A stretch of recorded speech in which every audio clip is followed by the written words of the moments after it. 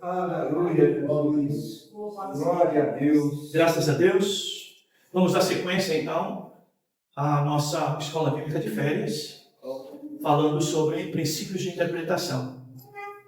Vamos voltar no videozinho do piano?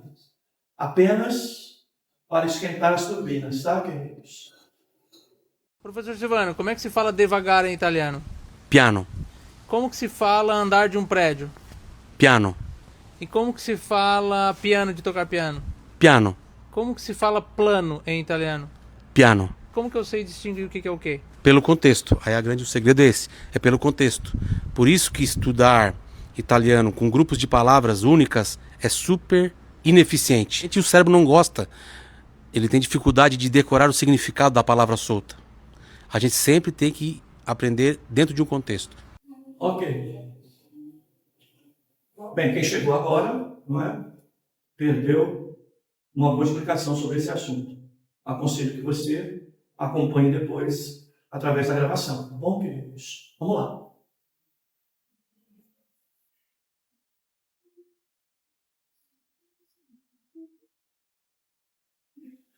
Bem, amados, quando a gente fala sobre ler, interpretar, aplicar, surge uma palavra bastante assim utilizada hoje pelos estudiosos para falar sobre analfabetismo funcional. O que é? Nós vivemos um tempo em que muitos até sabem ler, mas têm dificuldade de compreender o que leem.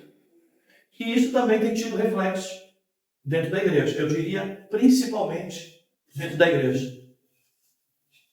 Mas o que é analfabetismo funcional?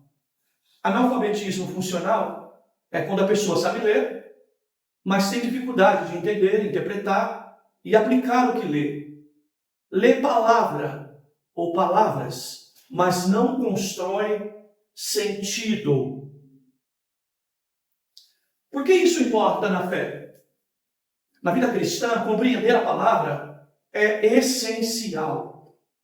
Sem entendimento, a fé fica frágil, a doutrina se confunde, a aplicação se perde. Oséias 4:6, o meu povo foi destruído porque lhe faltou conhecimento. A Bíblia lida sem compreensão. Muitos leem a Bíblia até regularmente, até com sinceridade, mas têm dificuldade de entender o contexto, ligar um texto ao outro e até explicar o que aprenderam. Aí ele cita, não é? Deuteronômio 6:4, uma chamada de Deus para Israel ouvi-lo e aprender quem é ele, conhecer quem é ele. O papel da escola bíblica dominical. A escola bíblica existe para ensinar a compreender as Escrituras. E ela ajuda o aluno a ler com atenção, a entender o sentido do texto, interpretar corretamente e aplicar a vida diária, como foi a abertura da nossa palestra. Entendes o que lês? Ensinar a pensar biblicamente. Na IBD, o aluno aprende a observar o texto, a interpretar com cuidado e aplicar com responsabilidade. Esdras ensinava ao povo o sentido da lei.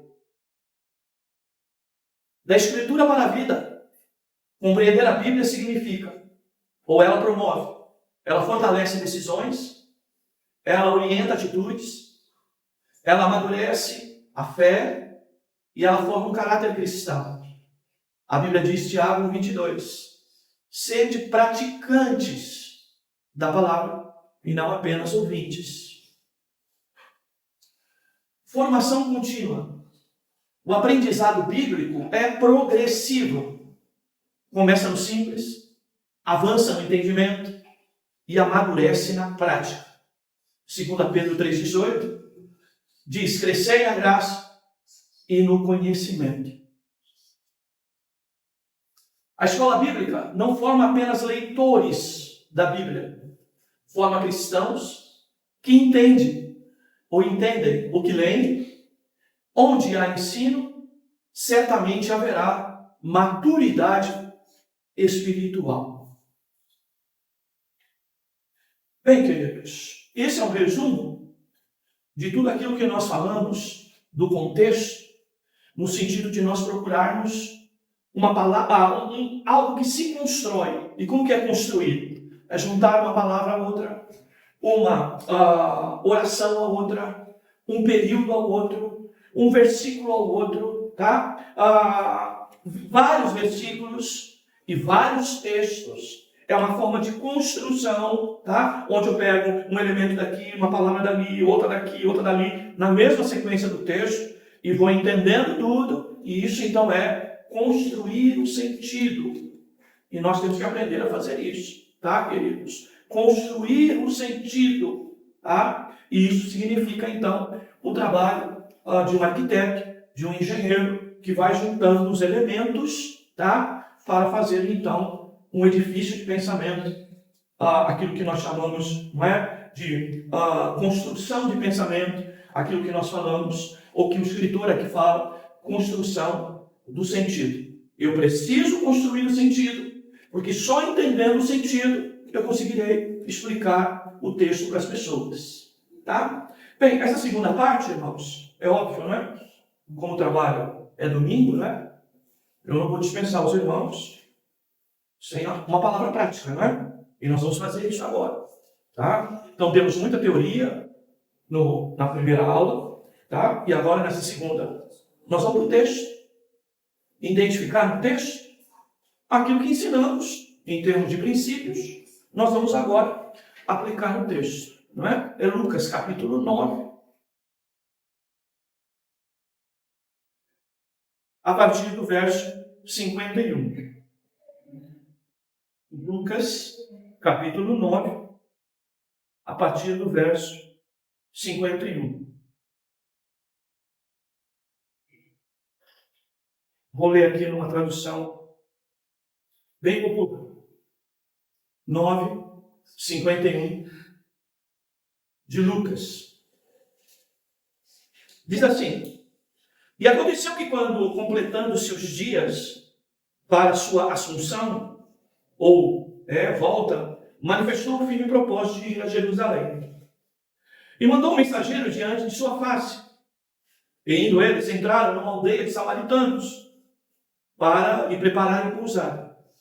Mas não o receberam, porque o seu aspecto era como de alguém que ia a Jerusalém. E os discípulos, Tiago e João, vendo isso, disseram: Senhor, queres que digamos que faça ou que desça fogo do céu e os consuma, como Elias também o fez? Voltando-se, porém, repreendeu-os e disse: Vós não sabeis de que espírito sois, porque o Filho do Homem não veio para destruir a alma dos homens, mas para salvá-los. E foram então para outra aldeia. Bem, a ênfase é essa: Senhor, queres que digamos que desça fogo do céu e os consuma, como Elias também fez? Verso 54. Bem, queridos, vamos ler então lá, né? O que eu estou mostrando para os irmãos aqui? Vou mostrar para os irmãos uma interpretação incorreta do que aconteceu com Elias, e que eles agora estavam trazendo para uma outra realidade, querendo aplicar aquilo que aconteceu lá com Elias, não é? Bem, o texto é 2 Reis, capítulo 1. 2 Reis, capítulo 1.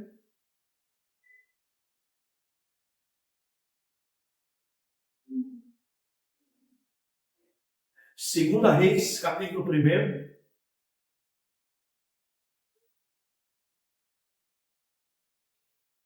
A partir do primeiro verso. Talvez seja um texto não muito comum a grande parte dos irmãos, então eu vou ler o texto, tá? Para você entender. Depois da morte de Acabe, Moabe se rebelou contra Israel. Acasias então caiu da sacada do seu quarto em Samaria e se feriu. E então mandou chamar mensageiros e lhe disse: Ide consultar a Baal-zebub, deus de Ecrom, para saber se me recuperarei dos ferimentos. E então o anjo do Senhor disse a Elias, o presbita: levanta-te, vai ao encontro dos mensageiros do rei de Samaria, Acasias, e diz-lhe: por acaso não há Deus em Israel para ires consultar Baal-zebub, deus de Ecrom? Agora assim diz o Senhor: da cama em que deitaste não sairás, mas certamente morrerás. E Elias foi então com essa mensagem. Os mensageiros voltaram a Acasias e lhe perguntou: por que voltastes? E eles responderam: um homem veio ao nosso encontro e nos disse: voltai ao rei que vos mandou, e diz-lhe: assim diz o Senhor, por acaso não há Deus em Israel para que vocês vão consultar Baal-zebub, deus de Ecrom? Portanto, da cama em que deitaste não sairás, mas certamente morrerás. Então lhes indagou: qual é a aparência do homem que vocês encontraram, que vos falou tais palavras? E eles responderam: era um homem que usava vestes de pelos e tinha um cinto de couro. Então ele disse: é Elias, o tesbita. Bem, na sequência, o rei enviou um capitão de 50 com seus 50 soldados. Este foi encontrar-se com Elias, que estava sentado no topo do monte, e disse: ó homem de Deus, o rei disse: desce. Mas Elias respondeu ao capitão de 50: se sou homem de Deus, desça fogo do céu para destruir a ti e os teus 50. Então desceu o fogo do céu e destruiu a ele e aos 50. O rei tornou a enviar-lhe outro capitão com mais 50 soldados. Então lhes falou: homem de Deus, assim diz o rei, desce depressa. Elias também respondeu a este: se eu sou homem de Deus, desça fogo do céu para destruir a ti e aos teus 50 soldados. Então o fogo de Deus desceu do céu e destruiu a ele e aos seus 50. O rei enviou pela terceira vez um capitão de 50 com seus 50 soldados, e o terceiro capitão de 50 subindo, colocando-se de joelhos durante Elias, suplicou-lhe: ó homem de Deus, peço-te que tenhas pena da minha vida e da vida desses 50 servos teus. O fogo do céu desceu e destruiu os 2 primeiros capitães, e 50 com os seus 50 soldados. Porém agora tem pena ou misericórdia da minha vida. Então o anjo do Senhor disse a Elias: desce com este, não tenhas medo. Ele se levantou e desceu com ele ao rei. Elias lhe disse: assim diz o Senhor, por que mandaste os mensageiros consultar Baal-zebub, deus de Ecrom? Por acaso não há Deus em Israel para consultar-lhes a sua palavra? Portanto, dessa cama em que deitaste, não sairás, mas certamente morrerás. Acasias morreu, conforme o Senhor havia falado, por meio de Elias. Jorão começou a reinar em seu lugar, no 2º ano de Jeorão, filho de Josafá, rei de Judá, pois Acasias não teve filho. Os demais atos de Acasias estão escritos no livro das crônicas dos reis de Israel. Amém. Bem, queridos, procure entender qual o objetivo de utilizarmos esse texto. Tá? Os discípulos de Jesus foram buscar um texto do Antigo Testamento, interpretaram aquela situação lá e quiseram trazer a mesma providência de Deus que ocorreu lá para acontecer cá.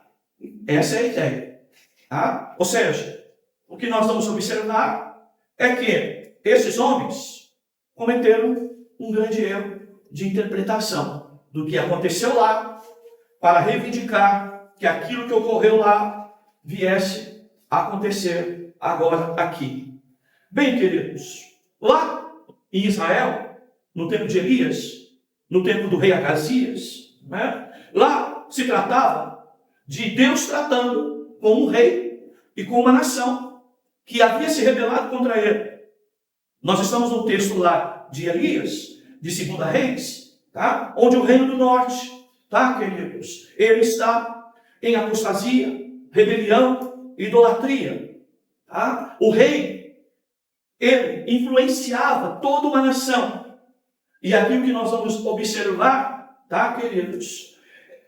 No texto agora de Lucas, pelos discípulos de Jesus, que aqui apenas e tão somente se quer reivindicar a manifestação espiritual de juízo sobre os samaritanos em algo que é de caráter particular, de partidarismo, de religioso, algo, não é, ligado a questões nacionalistas. Vejam só, queridos, qual o erro dos discípulos?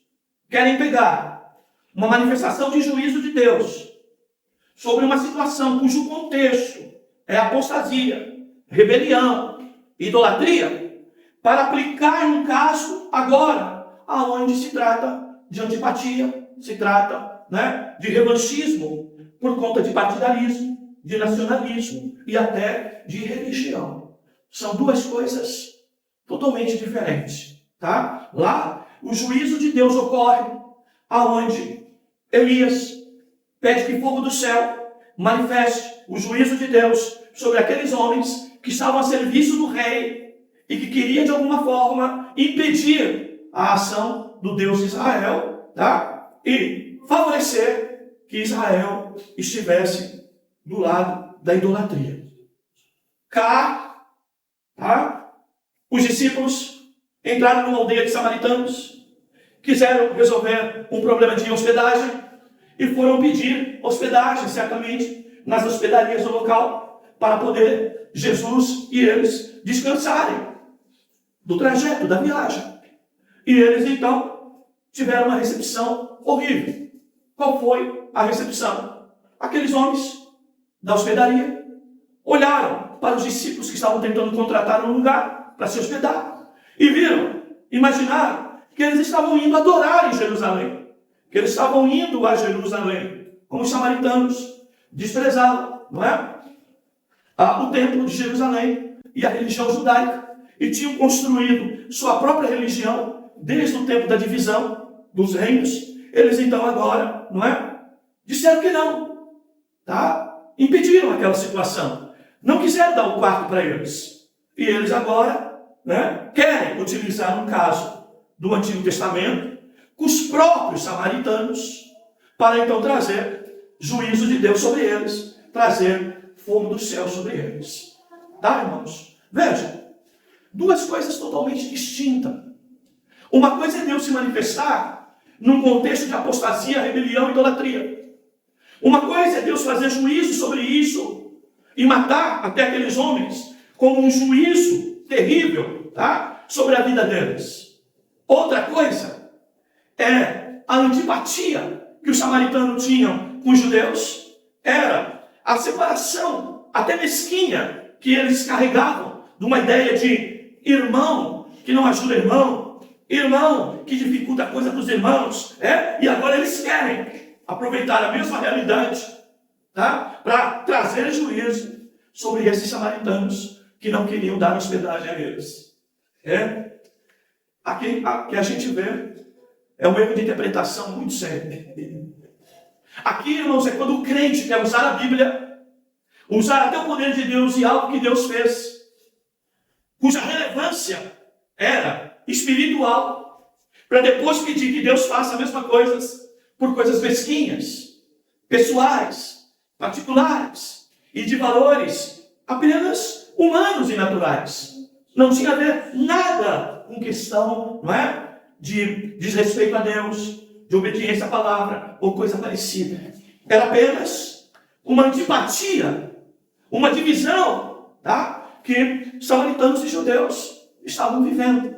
E por conta disso, eles quiseram tratar um assunto relevante para Deus, um assunto espiritual importante, que levaria uma nação toda à destruição, porque nós estamos falando simplesmente de um rei que é filho de Acabe.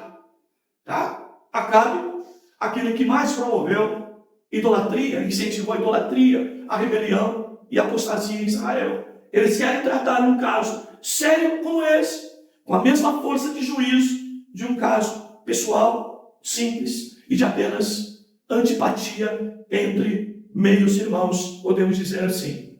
Lá no Antigo Testamento, o fato de Deus estabelecer juízo com fogo do céu sobre aqueles homens se trata de uma questão espiritual relevante e que influenciava toda uma nação. Aqui, em Lucas, a situação é totalmente diferente. Ela é irrelevante e ela não é tão importante assim para Deus, de que se alguém passar no teu caminho e for antipático com você, você acha que pode ir dobrar o joelho e orar para que Deus traga juízo sobre essa vida, traga morte sobre essa vida, traga uma coisa mais pesada sobre esta vida. Deus traz juízo, irmãos, sobre coisas sérias. Deus manifesta o seu juízo. E aqui há um texto em que você precisa entender de que fogo, na Bíblia, ele pode representar juízo de Deus. Não é apenas poder, não é apenas santificação, não é apenas coisas nesse sentido, mas o fogo aqui representando o juízo de Deus. Lá em Reis, com o profeta Elias, com Acasias, com aqueles soldados, lá a questão é Deus colocando como soberano. É questão de fé, questão de posicionamento. Lá é Deus trabalhando uma voz de juízo que quer levar Israel como um todo a entender questões de obediência, questões de honra ao Deus único, queridos? Aqui em Lucas, eu repito, são questões pessoais, são coisas de aparência, são coisas de conflitos sociais, são coisas de relacionamentos humanos. Lá, no Antigo Testamento, o que eles reivindicavam lá, é uma manifestação de ira de Deus, de juízo de Deus. E aqui, tudo que parece é que eles queriam que viesse fogo do céu simplesmente por um sentimento de vingança pessoal. Porque foi negado a eles um lugar para eles se hospedarem. Porque aparentava que eles estavam indo a Jerusalém adorar. E como eles tinham, uma certa separação em relação a isso, eles não quiseram dar hospedagem. Aqui parece que os discípulos estão amargurados. Estão aqui, amados? Até com orgulho ferido. Aqui manifesta na vida dos discípulos prepotência. Eles querem usar algo da vida piedosa para compensar suas insatisfações pessoais. Você sabe o que é isso, irmãos? Quando a gente quer ocupar Deus com as nossas vingancinhas pessoais, com as coisas mesquinhas do nosso coração. Quando nós somos contrariados, até por irmãos, até por familiares, até por pessoas perto de nós, que se mostram antipáticas, ou como vimos aqui na fala do irmão Amorim, que nos corrige, e que nós, de alguma forma, amargurados, nós queremos então levar aquela pessoa a juízo. É mais ou menos assim quando você peca, e alguém vai te chamar a atenção, mas aí você descobre um pecado daquele irmão que te chamou a atenção. Em vez de você ser grato pelo irmão, que mesmo agora em pecado, um dia te chamou a atenção, você agora quer pegar aquele pecado do irmão e querer tratar aquilo num revanchismo, numa declaração de vingança, numa posição mesquinha, do tipo, só ele que está certo, Só ele que está certo, veio e me chamou a atenção, então agora eu vou pegar esse caso, vou esfregar no rosto dele e vou mostrar, toda a minha indignação, toda a minha força, e vou clamar a Deus para que traga sobre ele juízo. Olha só, irmãos, um dos grandes problemas de interpretação da Bíblia, de nós queremos até citar a Bíblia, mas as nossas intenções não são reais e verdadeiras, não são por coisas relevantes espiritualmente, mas é porque a gente está magoadinho, a gente se sentiu atingido. Então a primeira oportunidade, a gente quer dar o troco, a gente quer ir à forra. E é isso que acontece com os discípulos de Jesus aqui. E por isso Jesus vai perguntar para eles: que espírito sois vós? tem dentro do coração? O que é que motiva a tua vida espiritual? O que te faz levar à oração? Por que quando alguém te contraria, você fica assim num estado de ira e de ódio tão grande, a ponto de querer pegar a pessoa na sua primeira falha, no seu primeiro erro, e se ainda não falhar ou não errar, eu ainda invento para desacreditar a pessoa, para matar a pessoa, para levar a pessoa em situação de juízo. Vejam, irmãos, o fogo representa juízo de Deus, condenação. Mas a grande pergunta de Deus é por que eles pegaram isso isoladamente? Sabe por quê? Tivemos 3 casos. O primeiro grupo de 50, com seu líder, vai de forma arrogante diante de Elias e diz: desce, que o rei quer te ver. Vai e se apresenta ao rei. Ele está te chamando. Elias vai lá e estabelece juízo sobre eles, para mostrar que a autoridade máxima na nação de Israel não era o rei, mas era Deus. E que Elias era servo de Deus, antes de prestar qualquer tipo de serviço ao rei ou responder ao rei. E Elias, então, mostra aqui a soberania de Deus. Há um segundo grupo que vai da mesma forma. E você vai ver que a palavra é acrescentar: desce depressa, vai logo, não te demora. Por que você está aí tão leve? O rei está te chamando.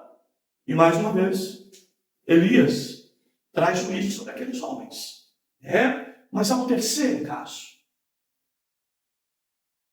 Por isso, texto no contexto. Há um terceiro caso. Um terceiro grupo de 50 com o seu líder. Vamos ler novamente?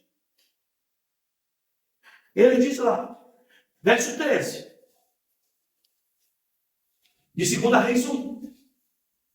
O rei enviou pela terceira vez um capitão de 50 com os seus 50 soldados.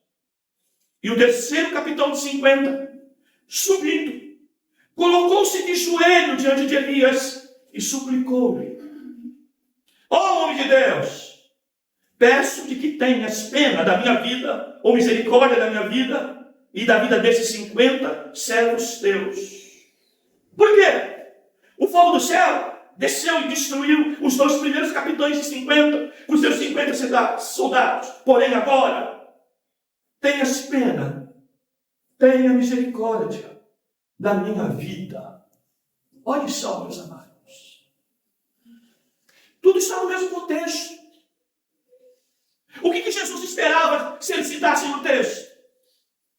Jesus esperava que os seus discípulos tivessem um posicionamento igual ao que ocorreu com o terceiro grupo. Veja, o primeiro grupo foi surpreendido com o juízo, mas o segundo já sabia do juízo que tinha ocorrido no primeiro. E agiu da mesma maneira. Mas o terceiro grupo, o líder deles, mesmo uma nação debaixo de apostasia, mesmo aonde a ordem dada é ordem executada, aonde há hierarquia, aonde há reconhecimento de autoridade, aquele chefe de 50, ele, de alguma maneira, saiu debaixo da autoridade do rei para clamar misericórdia a quem estava acima do rei e que ele reconhecia que era o Deus de Israel, representado pelo homem de Deus, o profeta Elias. Jesus esperava o quê? Quando disse: que espírito sois vós?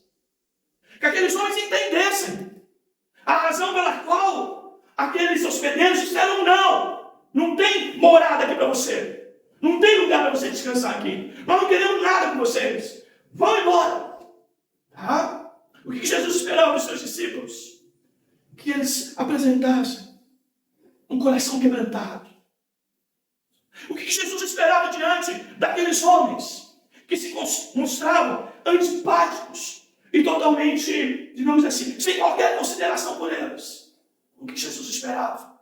Que eles fossem, pessoas dóceis, perdoadoras, misericordiosas, que utilizassem essa realidade aqui, aonde é manifesto que aonde há obediência, reconhecimento de erro, aonde há a soberania de Deus e subordinação a ela, aonde há contextos como esse, aquele Deus implacável, de juízo, ele pode manifestar a sua graça e a sua misericórdia.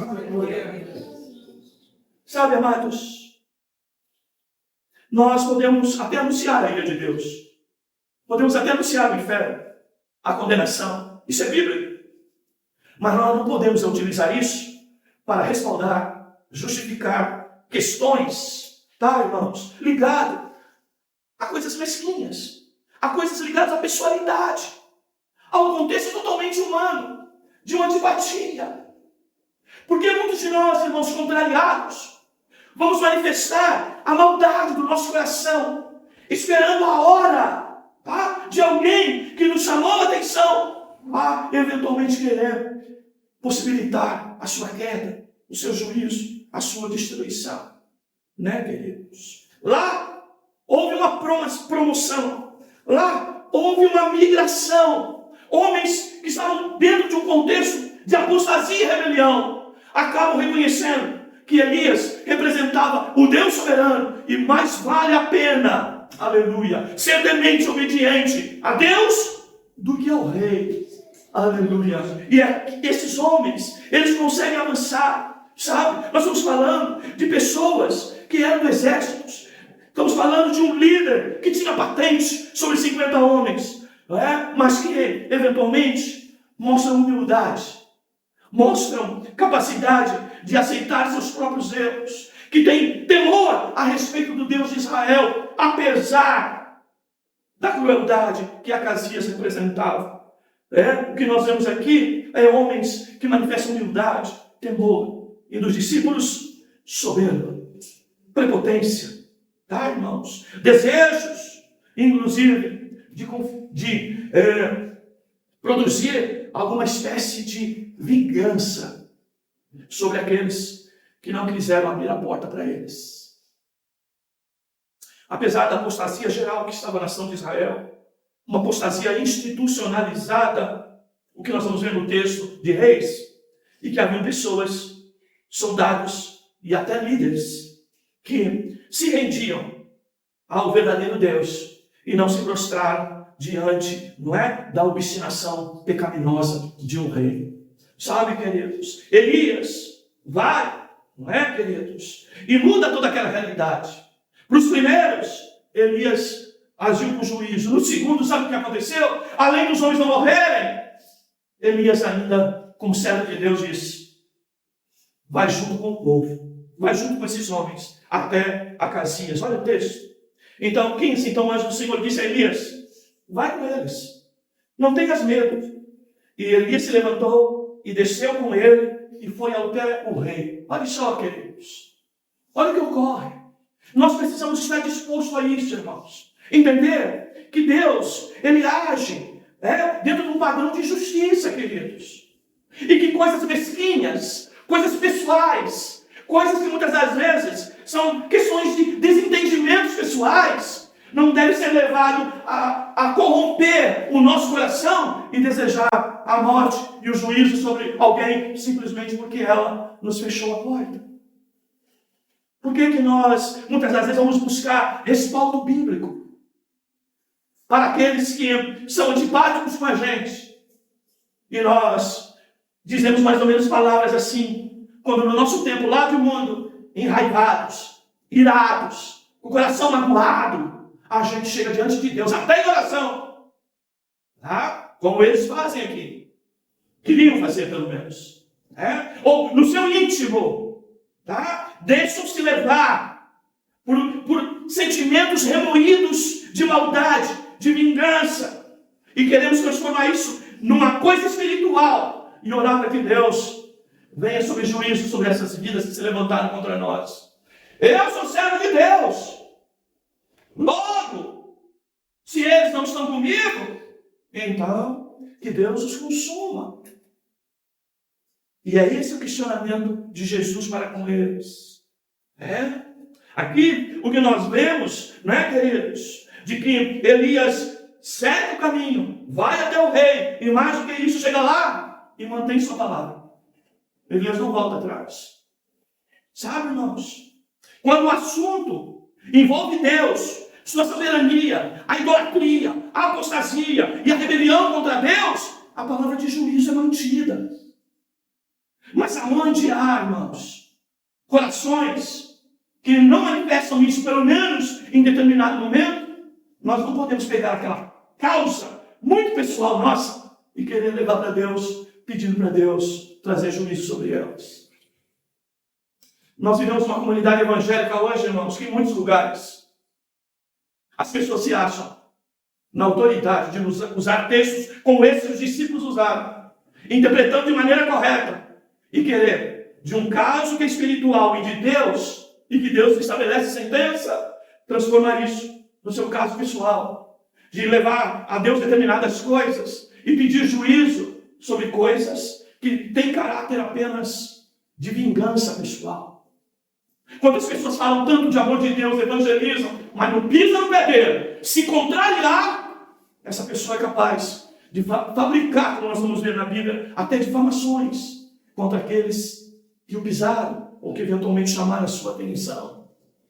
Quantas das vezes, irmãos, o nosso coração manifesta uma ira pecaminosa, um ódio pecaminoso, um desejo de destruição do irmão, um desejo de criar uma situação difícil para o irmão. E nós vamos utilizar textos como esse. Assim como Elias pediu lá fogo do céu sobre a cabeça dele, eu vou pedir aqui também agora. Vamos ver se o imperfeito só sou eu. Vamos ver como há imperfeição nele também. É gente, irmãos, que está na igreja, mas ainda vai à forra. É pessoas que estão na igreja e ainda são movidos por espírito de vingança. São pessoas que estão na igreja muitas das vezes e querem utilizar a Bíblia para matar o irmão, para prejudicar o irmão, porque um dia se acharam prejudicados por esse irmão. Aqui, irmãos, está o crente que vai usar a palavra de Deus para matar, vai usar a palavra de Deus para perseguição. E não é só matar fisicamente, é matar com crédito, é marcar o conceito de honesto, de leal, de correto. E nós precisamos, eu digo nós, todos nós, vigiarmos os nossos corações. Quando nós manifestamos a índole, o coração maldoso que os discípulos apresentaram. E Jesus então, diz para eles, de que espírito sois vós? E a ideia aqui é, por quê? A ideia está construindo pensamento. Como que eu estou construindo pensamento aqui? Pegando o caso, o fato. Tá? O que é a interpretação aqui de Lucas? Ela vai exigir o quê? O texto, da onde os discípulos citam, para usar a mesma coisa. E nós vamos ver que são contextos totalmente diferentes. Um mesquinho, pessoal, particular, nojento, maldoso. E o outro, a soberania de Deus, diante do crescimento da idolatria e apostasia que estava em Israel. Bem, a grande pergunta é, por que não utilizaram o terceiro exemplo? Por que não falaram para Jesus, vamos deixar para lá, Vamos ter piedade deles. Na verdade, no meio de nós aqui, culturalmente, ocorre isso. O samaritano não quer nada com o judeu não quer nada com o samaritano. É só mais um caso de desentendimento entre meias famílias, meios irmãos. Vamos procurar outro lugar. Não. Mas eles queriam usar o fato de estar com Deus para cometer injustiça, para cometer vingança. E tem crente assim que fica na espreita, à espera de uma situação para se vingar de outra. Que espírito sois vós? O que anda no teu coração? Se o irmão errou por você, seja crente, perdoe. Mesmo que o ímpio tenha errado com você, perdoe. Porque a manifestação do juízo sobre Deus já está sobre toda a impiedade. E quando Jesus disse assim, porque o Filho do Homem não veio para destruir as almas dos homens, mas para salvá-los. O que Jesus está dizendo? Olha, debaixo de justiça, de juízo todos estão, porque a Bíblia vai dizer isso. Quem não crê não vai ser condenado? Não, já está condenado. Essa é a condição de todos que agem fora de Deus. Já estão condenados. E Jesus então se manifestou para quê? Para trazer esses dessas condições. Para salvar esses. Para libertar esses. E não para promover em nós um poder espiritual de matar o irmão por coisas pessoais, particulares, mesquinhas. Ou, como eu disse, de revanchismo. Isso não vai ficar assim. Eu sirvo Deus que é poderoso para fulminar com aquela pessoa. Coração de crente assim, queridos. Que espírito sois vós? Você vê aqui pelo texto, irmãos, mal interpretado, mal aplicado. Parecia justo. Senhor, queres que digamos que desça fogo do céu e os consuma? Como Elias também fez? Olha só.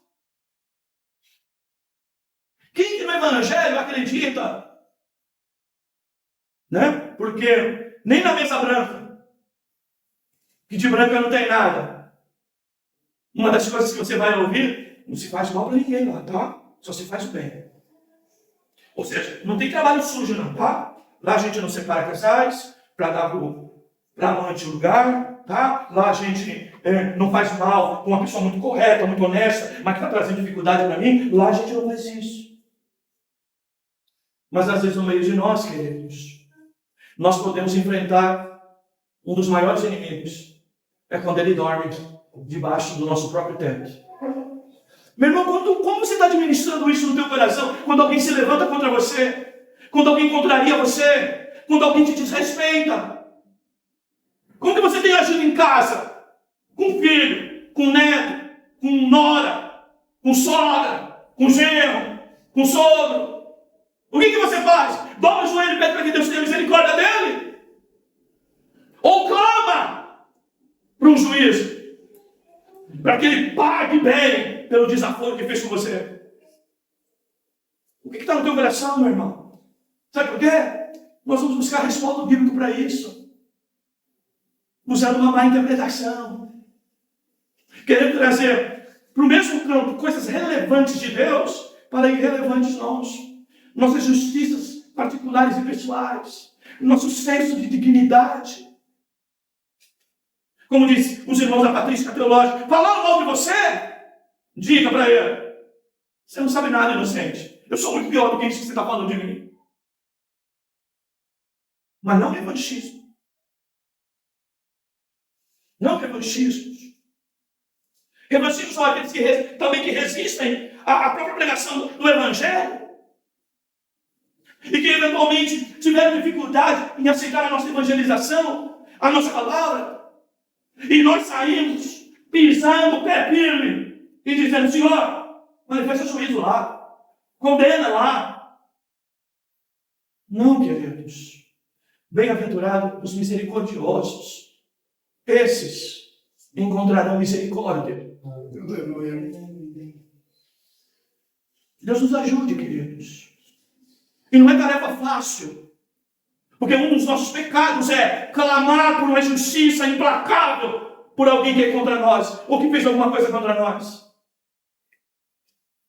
E nos dias de hoje, irmãos, como disse o próprio irmão Maurício aqui, a gente se arma muito, principalmente quando o campo é: eu já sei tudo.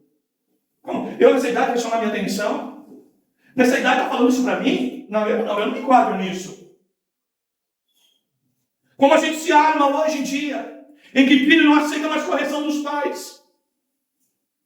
Lembre da Suzane, que matou os próprios pais, em colua com o seu cunhado e com o seu namorado à época. Quantas mortes de pais que nós temos tido nos dias atuais? E aí se cumpre a palavra, que muitos te levarão à morte, julgando que estão fazendo um trabalho para mim, um trabalho para Deus. A questão da interpretação bíblica, irmãos, Não é apenas para quem prega, mas no fim é para quem vive o Evangelho. Se alguém acha, eu não sou pregador, para que eu vou lá para esse estudo? Não é só para isso que precisa de interpretação bíblica. Também é interpretação bíblica para tu agir biblicamente. E não usar a Bíblia para ferir princípios bíblicos. Não usar a Bíblia para matar alguém por questões pessoais. Se Deus matar, se Deus tirar a vida, Ele é o Senhor da vida. Mas nós querendo isso, sabe, queridos? Pessoas que dobram até o joelho. Eles deviam dobrar o joelho pela salvação dos samaritanos, para que eles entendessem o propósito de Cristo. Mas eles queriam ainda o quê? Separação. Queriam a morte para os seus inimigos. Eles aqui são Jonas. Não vou pregar em Nínive. Deus é Deus que se arrepende. Que quando a pessoa se arrepende, Ele vai lá e decreta, não é? A salvação para aqueles que estavam até onde duros. E nós não queremos que um inimigo nosso sobreviva. Se Deus quer destruir Nínive, que destrua. Não sou eu lá que vou abençoar pregando em Nínive, não. Coração de Jonas. Irmãos. É dureza. Que espírito sois vós? O que Jesus está dizendo aqui, por que vocês estão na carne? Por que vocês estão manifestando pecado e querendo transformar um pecado de matar o próximo como se fosse algo divino e ordem de Deus? E que há exemplos bíblicos para isso, para eu utilizar. Jesus veio para salvar a alma dos homens e não destruí-las e matá-las. Porque em condenação os homens já estão. E Jesus então surge para salvar. Aleluia. Que nós possamos entender isso. E aí depois que Jesus fala isso, o que eles vão? Eles vão para outro lugar, eles foram para outra aldeia. Não precisava essa volta toda. Eles já poderiam ter ido para outra aldeia a hora em que os samaritanos fecharam a porta para eles. É assim, irmãos. Se alguém não recebe a gente vai em outro lugar, lá vai nos receber. Se alguém aprontou conosco aqui, vamos lá. Ainda vai aparecer gente amiga, gente amorosa no teu caminho. Então, queridos, eu uso essa palavra para falar a você, tá? De que nós não devemos usar a Bíblia para vingancinhas pessoais. Se converte. Se converte. Sai dessa cama. Levanta-te dela. Evangelho é para salvação. Nós podemos pregar a ira de Deus, sim. Mas não pedir a ira de Deus sobre A, sobre B, sobre C. Porque a ira virá de qualquer forma. E ela já está manifesta no mundo. Em corações cada vez mais difíceis, irmãos. Difícil, né? Que a gente acreditar quando houve uma notícia de que a filha matou os pais porque não deixou ela ir conhecer o garoto que ela conheceu na internet. E os pais impediram dele ou dela ir lá. Mas é isso que está acontecendo. E alguém vai dizer, o amor é de Deus. E se há amor, tá? Se mata também para se viver um grande amor. Mas cadê a renúncia? Cadê o carregar a cruz? Cadê as águas correntes da Bíblia como um todo, que diz para nós orarmos pelos nossos inimigos? Orar como? Essa oração que os discípulos queriam fazer? Não, eles não precisam dessa oração, porque o juízo de Deus já está estabelecido sobre aqueles que não se dobram diante de Cristo Jesus. Que Deus nos ajude, que Deus nos dê graça, que Deus nos conduza no Evangelho santo, puro. A justiça de Deus, irmãos, e o juízo de Deus é santo. Não queira fazer juízo profano, usando o nome de Deus, porque esse não é o Deus da Bíblia. Tá, queridos? Que Deus nos ajude a ter coração quebrantado, a amar o próximo, mesmo quando o próximo nos odeia. Que muitas das vezes não é o caso, mas nós queremos ir à forra, nós queremos ir ao revanchismo, nós queremos uma segunda luta para saber quem é o mais forte. Deus tenha misericórdia de nós. Deus ajude principalmente nós que temos liderança em casa, lá no trabalho, aqui na igreja. Deus nos ajude a nos mantermos certos de que o juízo e a justiça de Deus tem a derivação, tem a qualificação de santo. Aleluia. Que nós possamos adorá-lo por essa sua justiça santa, que nós temos que aprender, que nós temos que viver para a glória do seu nome. Deus nos abençoe em Cristo Jesus. Meu desejo com essa mensagem, mostrar a você que eu posso utilizar a Bíblia fora de contexto, usando até um caso, os próprios discípulos utilizaram para fazer justiça própria. Tá, queridos? Não entra por esse caminho, não. Não entra. Tá? Porque com o mesmo juízo que julgares, o mesmo juízo, vocês serão julgados. Deus quebrante os nossos corações. Deus nos dê graça. E entendemos que a vingança vem, mas ela vem do Senhor. Que a ira vem, mas a ira vem de Deus. Não deixa o sol se pôr sobre a tua ira. Guarda o teu coração. Peça misericórdia a Deus. Peça para que Ele te quebrante. E que o seu nome seja glorificado nas situações mais adversas que a vida de hoje nos apresenta. Amém.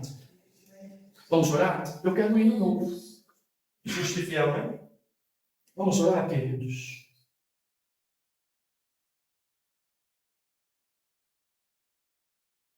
Bem, primeiro, querido, se você está carregando algum tipo de sentimento como esse, eu peço a você que você apresente isso a Deus. Que você fale com Deus sobre isso. Se raiz de amargura está gerando no teu coração, até por falha do pastor, de irmãos, de obreiros, de familiares, de filhos. Se algum pensamento ruim de maldade sobre o destino de alguém tem passado sobre a tua mente, se coloque diante de Deus. Peça para que Ele te arranque isso, essa erva daninha. Não deixe isso crescer dentro de você. Peça para que Deus te dê o verdadeiro perdão que vem dele, para que você volte a amar, você possa voltar a viver com a mesma naturalidade que você vivia antes, que você despreze qualquer tentativa de ofensa, que você não queira trazer a juízo qualquer direito que você acha que tenha sobre alguém que te ofendeu. Que Deus dê graça a nós a vivermos isso. Não é fácil. Não é fácil. É como alguém que nos deve uma duplicata, uma nota promissória, e que depois você insistir tanto, ela diz que não tem como pagar, e ainda de alguma maneira ela lança uma palavra ríspida para você. Se você for capaz, pega essa nota, essa promissória, e rasgue diante dela, e diga: olha, Jesus já pagou isso na cruz, e eu não quero reivindicar mais esse direito. Abra mão dele. Mas não continua não construindo essa amargura toda no teu coração. Peça para que Deus te liberte disso. Porque sem santificação, queridos, ninguém verá o Senhor. Bem, amados, vamos orar pelo irmão Juarez, pede oração por sua saúde. Também orar pela irmã Maria Carvalho, né? As irmãs estiveram lá visitando ela tomou ceia, não é? E vamos continuar orando pela nossa irmã, pela recuperação dela, não é, queridos? Em nome de Jesus. A minha irmã também está em casa.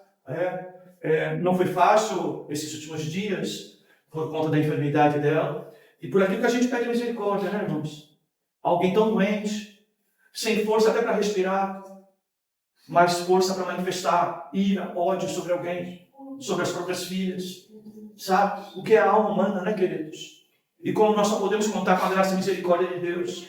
A gente fica assim, irmão, estarrecido e fala: Senhor, tem misericórdia de mim. De eu não agir assim, a pessoa praticamente à beira da morte. E ainda vai buscar a última força para manifestar ódio sobre alguma coisa, sobre alguém. Queridos, é essa hora que a gente vê o quanto nós precisamos pregar o Evangelho verdadeiro. Né? Oremos. Senhor, obrigado pela tua palavra.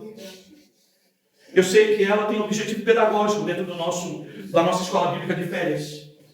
Mas ela traz um ensino que muitos hoje não ouvem, que muitos de nós hoje não pregamos, que muitos de nós hoje estamos tão expostos, inclusive aqueles que nós ajudamos. Muitas das vezes são os que se levantam contra nós. Não deixa a gente ser como os teus discípulos. Ajuda-nos a sairmos de fininho dessas situações, procurarmos outra aldeia, outro lugar, que possamos receber e nos atender. Ajuda-nos, Senhor, a não clamar sobre direito nenhum sobre essas coisas, Não deixa que a ruindade, a ira, o sentimento de vingança, que ele cresça dentro dos nossos corações, mas nos dá graça de perdoar, de ter misericórdia. Ó Senhor, de ter compaixão. Ajuda-nos, ó Deus. Abençoa a tua igreja, abençoa o teu povo. Guarda o coração de cada um dos teus filhos aqui. Senhor Deus e Pai, transforma-nos para o louvor e glória do teu nome. Ajuda-nos a reconhecer, Senhor, que o nosso velho homem, muitas das vezes, ele quer se levantar, ele quer ressurgir, e nós precisamos crucificá-lo a cada dia, a cada momento, ó Senhor, na cruz de teu Filho amado Jesus Cristo. Ajuda-nos, Senhor, por graça e misericórdia. Oramos pela irmã Maria Carvalho, pedindo, Senhor, que tu abençoe a tua serva, que tu cumpra na vida dela aquilo que é a tua vontade. Oramos pelo irmão Juarez, dá força ao teu filho, dá saúde ao teu servo, dá ânimo e disposição ao teu filho, a superar as dificuldades do físico, da mente, da alma. Abençoa o teu servo, Senhor, como abençoa cada um dos demais teus filhos aqui. Pai Santo, Pai amado, obrigado por esse dia, por essa manhã. É a nossa oração, em nome de Jesus. Amém. Amém. Quarta-feira tem culto evangelístico. Domingo, ainda permitindo Deus, nós seguimos com o nosso curso de interpretação bíblica. Leia o livro, nós vamos utilizar ele bastante. Tá bom? Vamos ficar de pé, queridos? Vamos encerrar já cantando esse louvor.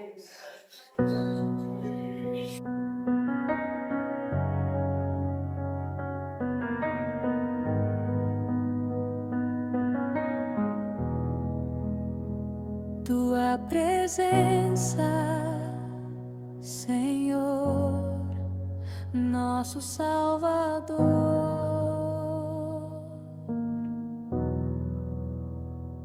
Aleluia, nosso Redentor.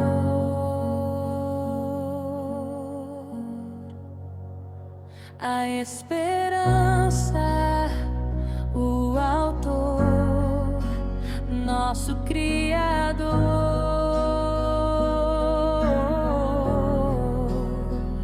o protetor, Senhor, nosso Salvador.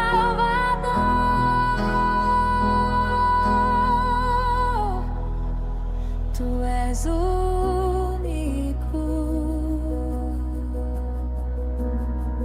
tu és único,